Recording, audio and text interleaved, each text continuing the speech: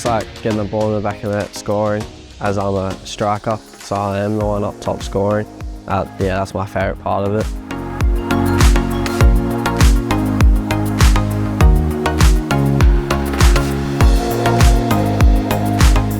Well, it's allowed me to pay for my school's training program.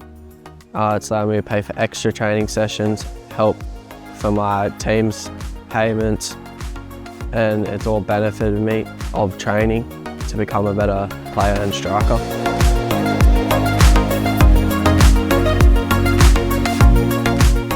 I'd say that they should do it, because if you're aiming to be a professional in your sport, it'll really help you be able to get all this extra training if you need it.